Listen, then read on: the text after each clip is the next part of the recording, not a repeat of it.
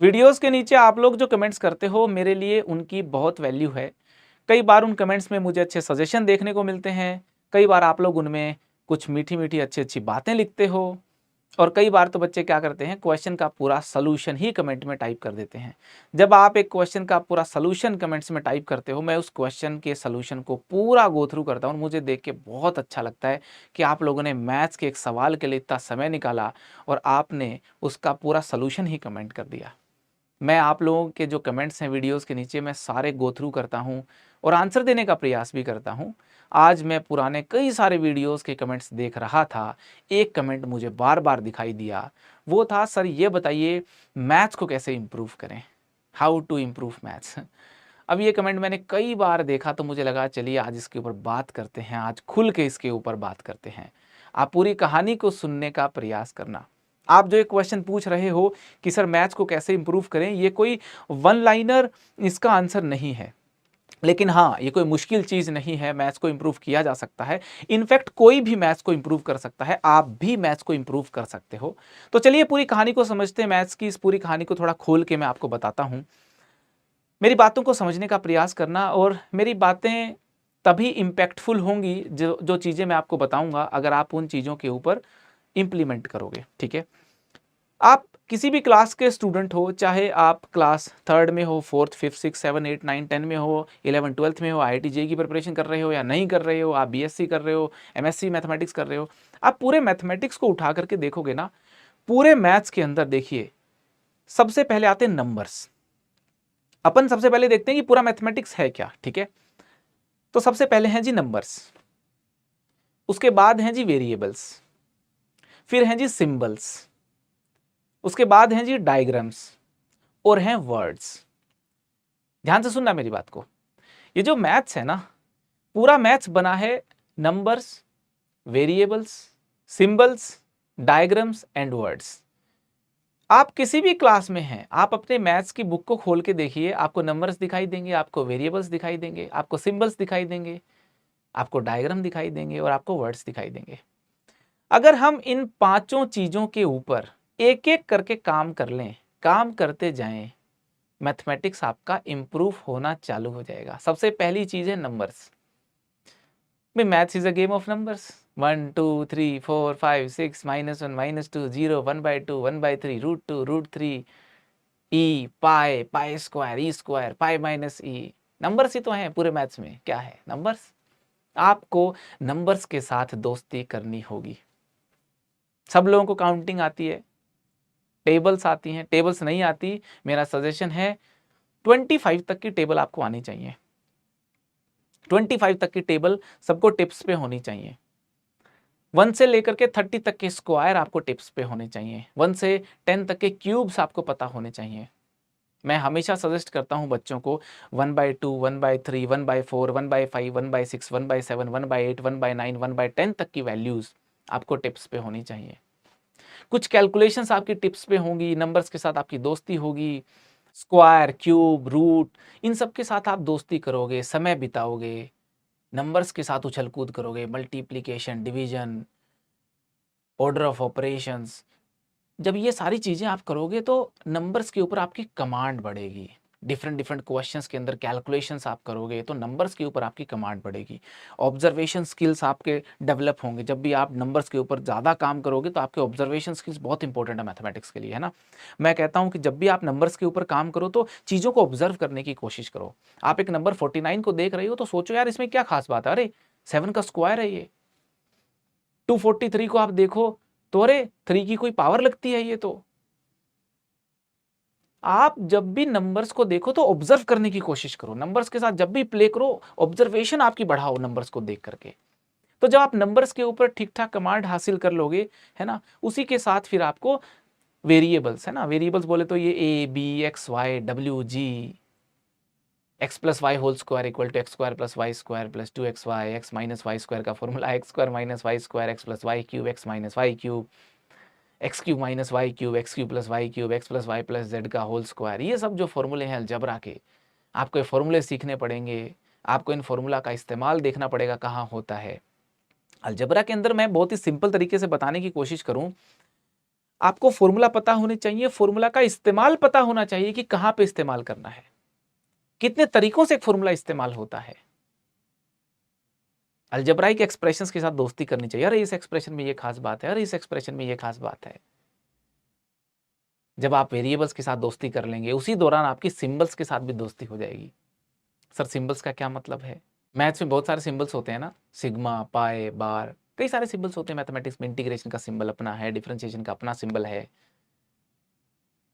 Symbols के साथ जैसे आप मूव ऑन करोगे, आपकी दोस्ती हो जाएगी। और सिंबल्स को इग्नोर नहीं करना है। किसी महान आदमी ने कहा है, maths is a game of numbers and symbols. Symbols को बिल्कुल इग्नोर नहीं करना है। नंबर्स पे आपकी कमांड बढ़ेगी, वेरिएबल्स पे आपकी कमांड बढ़ेगी, सिंबल्स पे आपकी कमांड ऑटोमेटिकली जब आप आगे प्रोग्रेस करोगे तो बन ही जाएगी।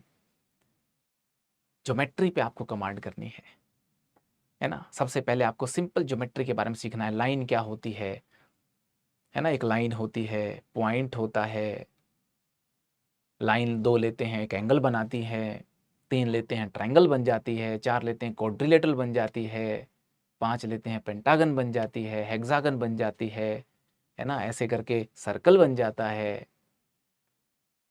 ज्योमेट्री के बेसिक सीखने की कोशिश करोगे ना, एंगल के सारे बेसिक सीखो, ट्रायंगल के सारे बेसिक सीखो, क्वाड्रिलेटरल के बेसिक सीखो, पॉलीगन्स के बारे में समझो, सर्कल के बारे में समझो। मेरे को लगता है आप एंगल्स की नॉलेज आपको है, ट्रायंगल की नॉलेज आपको है, क्वाड्रिलेटरल की नॉलेज आपको है, पॉलीगन्स के बारे में पता है, सर्कल के बारे में आपको पता है। और उसके बाद फिर ये जो 3D फिगर्स हैं, स्फीयर के बारे में पता है, हेमिस्फीयर के बारे में पता है, सिलेंडर के बारे में पता है, कोन के बारे में पता है। इन सब फिगर्स के बारे में आपको पता होगा, इनकी प्रॉपर्टीज आप सीखोगे, प्रॉपर्टीज के ऊपर बेस्ड आप क्वेश्चन करना शुरू करोगे, आपकी ज्योमेट्री इंप्रूव होगी। और मेरे दोस्त, जब आपका नंबर वाला गेम, आपका वेरिएबल मतलब अलजेब्रा वाला गेम, आपकी ज्योमेट्री वाला गेम, ये जब इंप्रूव होंगे ना, आपका ओवरऑल मैथमेटिक्स इंप्रूव होगा। तो अगर आपको मैथ्स पे कमांड बनानी है मेरे दोस्त, नंबर्स पे इंडिपेंडेंटली काम कीजिए, अलजेब्रा पे काम कीजिए, ज्योमेट्री पे काम कीजिए और बिल्कुल बेसिक से काम कीजिए। आपको पता है कि यार एंगल्स में मेरी कमांड है, ट्रायंगल पे मेरी कमांड है, सर्कल पे कमांड नहीं है मेरी, क्वाड्रिलेटरल पे कमांड नहीं है मेरी, पॉलीगन्स पे कमांड नहीं है मेरी। तो जहां कमांड नहीं है, बिल्कुल बेसिक से उठाओ और वहां कमांड लाने की कोशिश करो। नंबर्स बोले तो अरिथमेटिक, अरिथमेटिक, अलजेब्रा और ज्योमेट्री पे जो आपकी कमांड होनी शुरू हो जाती है, अब देखिए फिर उसके बाद ट्रिग्नोमेट्री आप सीख सकते हो। ट्रिग्नोमेट्री में है ही क्या, ट्रायंगल और थोड़ा सा फ्लेवर है अलजेब्रा का। ट्रिग्नोमेट्री कैसे बनी है, ट्रायंगल के अंदर थोड़ा अलजेब्रा का फ्लेवर डाल दिया है ना, और कुछ कुछ उसके अपने बेसिक्स हैं और बन गई ट्रिग्नोमेट्री। कोऑर्डिनेट ज्योमेट्री कैसे बनी, ज्योमेट्री को और अलजेब्रा को मिक्स कर दिया। अगर कोई कहे व्हाट इज कोऑर्डिनेट ज्योमेट्री, तो मैं कहता हूं कि solving geometry with the help of algebra is coordinate geometry. कुछ भी तो नहीं, आप ज्योमेट्री को अलजेब्रा की हेल्प से सॉल्व कर रहे हो। तो जिसकी अलजेब्रा पे कमांड है, ज्योमेट्री पे कमांड है, वो कोऑर्डिनेट ज्योमेट्री के फंडामेंटल सीखता चला जाए, उसकी कोऑर्डिनेट ज्योमेट्री अच्छी हो जाएगी। जब आप 11th-12th में आते हो तो एक नई चीज आपको सीखने को मिलती है, चेंज। फिजिक्स में तो बहुत सीखते हो ना आप, चेंज। ये जो चेंज है ना, चेंज, चेंज के बाद फिर आता है रेट ऑफ चेंज, और फिर आता है कैलकुलस, द कैलकुलस, न्यूटन और लेबनीज का बनाया हुआ मायाजाल कैलकुलस। तो चेंज है वो सीखते हो आप कैलकुलस में। कोऑर्डिनेट ज्योमेट्री सीख ली, कैलकुलस सीख ली, अलजेब्रा सीख लिया, ट्रिग्नोमेट्री सीख ली, ज्योमेट्री सीख ली। अरे मैथ सीखना कर तो दिया चालू, प्रॉब्लम कहाँ है, प्रॉब्लम कहाँ है, कहीं प्रॉब्लम नहीं है।